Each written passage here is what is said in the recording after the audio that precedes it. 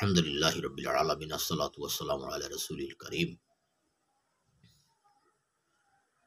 ইনশাআল্লাহ আল্লাহ চাইতো এই ভিডিওতে সংক্ষিপ্ত পরিসরে অত্যাচারের বর্ণনা এবং অত্যাচারের পরিণাম নিয়ে আলোচনা করা হবে। আল্লাহ আমাদেরকে নিজের উপর জুলুম এবং অন্যের উপর জুলুম করা থেকে মাহফুজ রাখুক, আমিন। আল্লাহ পাক তার বান্দার অন্তরকে তাকে স্মরণ করা ও তার সম্পর্কে চিন্তা গবেষণার জন্য সৃষ্টি করেছেন। যে ব্যক্তি তা ব্যতীত অন্য কোনো বিষয় নিয়ে চিন্তা গবেষণা বা চিন্তা ভাবনা করে সে তার নিজের উপরে জুলুম করলো। জুলুম বা অত্যাচার একটি ব্যাপক অর্থবোধক শব্দ। উহা দ্বারা ব্যক্তি, সমাজ, রাষ্ট্র, স্রষ্টা ও সৃষ্টির অধিকারের হস্তক্ষেপকে বোঝায়। এই জুলুম বা অত্যাচারের প্রভাবে ব্যক্তি, সমাজ ও রাষ্ট্রে অশান্তিময় পরিবেশ সৃষ্টি হয়। আমার আপনার নবী মুহাম্মদ রাসূলুল্লাহ সাল্লাল্লাহু আলাইহি ওয়াসাল্লাম সাদ ফরমান, হযরত ইবনে ওমর রাদিয়াল্লাহু তাআলা আনহু থেকে বর্ণিত, রাসূলুল্লাহ সাল্লাল্লাহু আলাইহি ওয়াসাল্লাম সাদ করেন, জুলুম অত্যাচার কিয়ামতের দিবসে অন্ধকারের কারণ হবে। ব্যাখ্যা বিশ্লেষণ।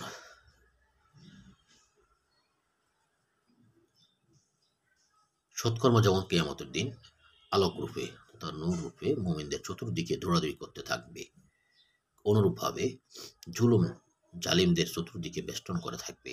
কেউ কেউ বলেন জুলমাতের অর্থ কঠোরতা, বিপদ, অথবা জুলুম কিয়ামতের জালিমদের জন্য অন্ধকারের কারণ হবে। আল্লাহ রাব্বুল আলামিন বলেন, নিশ্চয় আল্লাহ তাআলা তার বান্দাদের হৃদয়কে তার স্মরণ এবং তার সম্পর্কে চিন্তা গবেষণার উদ্দেশ্যে সৃষ্টি করেছেন। অতএব যে ব্যক্তি তার হৃদয়কে আল্লাহ তাআলার স্মরণ ও চিন্তা গবেষণা থেকে বিরত রাখলো, সে যেন তার নিজের উপরে জুলুম করলো। রাসূল আরবি সাল্লাল্লাহু আলাইহি ওয়াসাল্লামের অন্য একটি হাদিস শরীফ আবু হুরায়রা রাদিয়াল্লাহু তাআলা থেকে বর্ণিত, রাসূল মকবুল সাল্লাল্লাহু আলাইহি ওয়াসাল্লাম ফরমান, যে ব্যক্তির দ্বারা কোনো মুসলমান ভাইয়ের মান ইজ্জত নষ্ট হয় অথবা অন্য কোনো রূপে নির্যাতিত হয়, তবে সে যেন ওই দিন আগমনের পূর্বে তার কাছ থেকে ক্ষমা চেয়ে নেয় যার প্রতি জুলুম করা হয়েছে। সেদিন তার কাছে কোনো দিনার বা দিরহাম থাকবে না। যদি তার নেক আমল থাকে তাহলে অত্যাচারের পরিমাণ মতো আমল নেওয়া হবে, আর যদি তার নেক আমল না থাকে তাহলে অত্যাচারিত ব্যক্তির পাপকে এনে তার উপর চাপিয়ে দেওয়া হবে। হাদিসটি রয়েছে বুখারী শরীফের মধ্যে। এখন এর ব্যাখ্যা কি? রাসূল সাল্লাল্লাহু আলাইহি ওয়াসাল্লামের বাণী, যে ব্যক্তির দ্বারা কোনো মুসলমান ভাইয়ের মান সম্মান ইজ্জত নষ্ট হয় অথবা অন্য কোনো রূপে নির্যাতিত হয়, সে ব্যক্তি যেন ওই বিধি আসার পূর্বে যার প্রতি জুলুম করা হয়েছে তার কাছ থেকে ক্ষমা চেয়ে নেয়। যদি কৃত অপরাধের জন্য ক্ষমা চেয়ে নেয়, তবে সে পার্থিব জীবনের শাস্তি এড়াতে পারলেও পারলৌকিক জীবনের শাস্তি হতে কোনোভাবেই রেহাই পাবে না, বরং পারলৌকিক জীবনে ভয়াবহ শাস্তির সম্মুখীন হবে। আলোচ্য হাদিস দ্বারা তা বোঝানো হয়েছে। জুলুমের ভয়াবহতা পরিণাম নিয়ে আরেকটি হাদিস শরীফ রাসূল আরবি সাল্লাল্লাহু আলাইহি ওয়াসাল্লাম বলেন, আবু হুরায়রা থেকে বর্ণিত, তিনি সাল্লাল্লাহু আলাইহি ওয়াসাল্লাম বলেন, তোমরা কি জানো গরিব কে? সাহাবা একরাম বলেন, আমাদের মধ্যে যার টাকা পয়সা ধন দৌলত নেই সেই গরিব। রাসূলুল্লাহ সাল্লাল্লাহু আলাইহি ওয়াসাল্লাম ইরশাদ করেন, আমার উম্মতের মধ্যে ওই ব্যক্তি কিয়ামতের দিবসে বেশি গরিব হবে যে ব্যক্তি দুনিয়া থেকে নামাজ, রোজা ও যাকাত আদায় করে আসবে, তার সাথে সে এই অবস্থায় আসবে যে একজনকে গালি দিয়েছে আর একজনের অপবাদ রটিয়েছে, কারো সম্পদ খেয়েছে, কাউকে হত্যা করেছে এবং কাউকে প্রহার করেছে। এমন ব্যক্তিদেরকে তার ন্যাকগুলো দিয়ে দেওয়া হবে, আর প্রতিপক্ষকে ন্যাক দিতে হবে যখন তার সকল ন্যাক আমল শেষ হয়ে যাবে। কিন্তু পাওনাদারের পাওনা হক তখনও থাকবে, তখন পাওনাদারের পাপসমূহ এনে তারপর ঢেলে দেওয়া হবে, অতঃপর তাকে দোজখে নিক্ষেপ করা হবে। আল্লাহ নাউজুবিল্লাহ। রাসূল সাল্লাল্লাহু আলাইহি ওয়াসাল্লামের ভাষায়,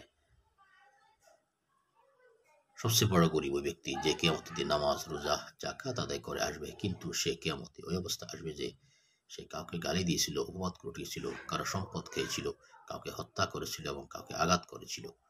এমন ব্যক্তিদেরকে তার ন্যাকগুলি দিয়ে দেওয়ার মাধ্যমে সে ন্যাক শূন্য হয়ে যাবে এবং তাকে জাহান্নামে নিক্ষেপ করা হবে। এই ব্যক্তি হাশরের ময়দানে সবচেয়ে বড় গরিব বলে প্রমাণিত হবে।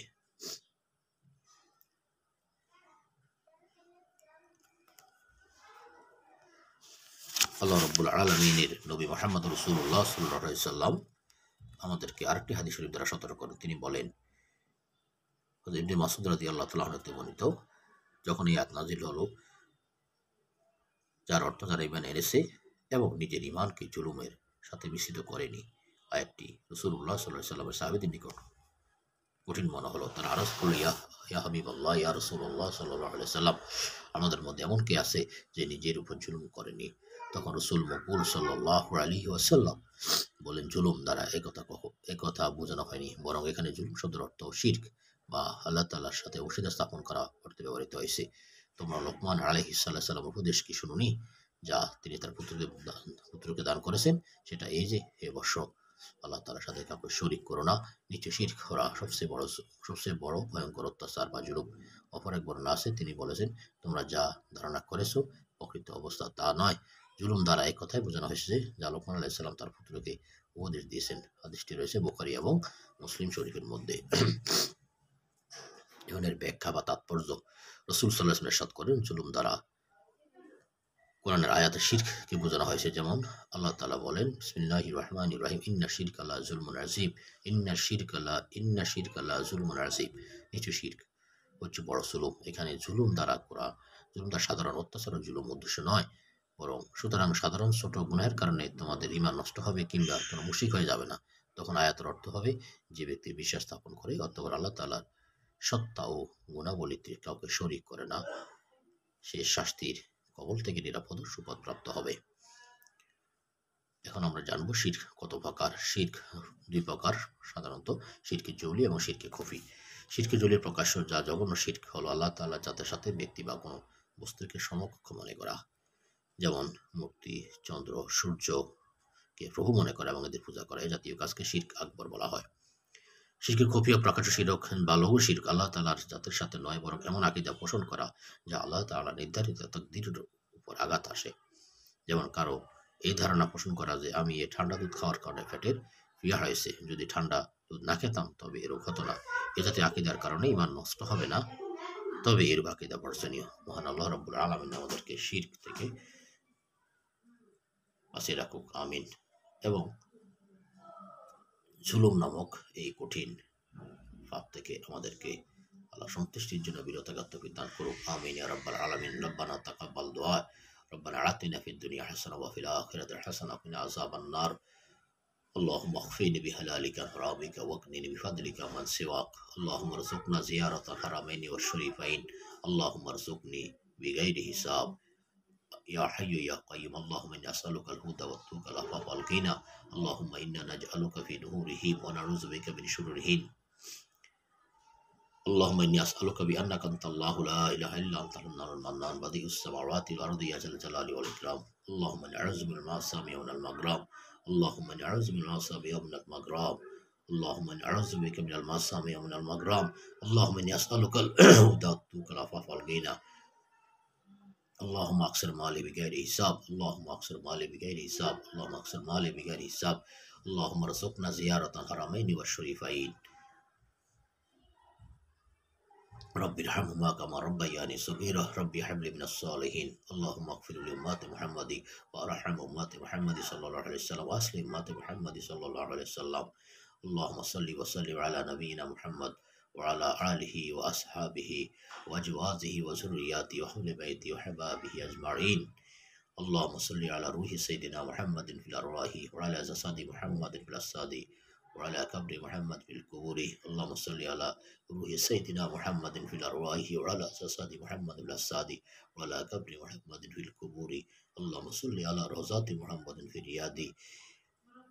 اللهم صل على سيدنا محمد وعلى آل سيدنا محمد صلاة تنسينا بها من جميع الأهوال والآفات وتقضي لنا بها من جميع الحاجات وتطهرنا بها من جميع السيئات وترفعنا بها عندك على الدرجات وتبلغنا بها من أقصى الغايات من جميع خيرات الحياة بعد الممات. إنك على كل شيء قدير برحمتك يا أرحم الراحمين. اللهم أنت السلام ومنك السلام تباركت وإليك السلام وادخلنا الجنة دارك السلام. اللهم إني أسألك من فضلك. اللهم إني أسألك من فضلك. ربنا ظلمنا أنفسنا وإن لم تغفر لنا وترحمنا لنكونن من الخاسرين. ربنا لا تزغ قلوبنا بعد إذ هديتنا وهب لنا من لدنك رحمة إنك أنت الوهاب. আসসালামু আলাইকুম ওয়া রাহমাতুল্লাহি ওয়া বারাকাতুহু। আল্লাহ সন্তুষ্টির জন্য লাইক, কমেন্ট, শেয়ার অবশ্যই করবেন। যারা ফলো দেন নাই ফলো বাটনে ক্লিক করবেন এবং যারা সাবস্ক্রাইব করেন অবশ্যই তারা সাবস্ক্রাইব করবেন। আল্লাহ আমাদেরকে দিনের সহি সমাধান করুন।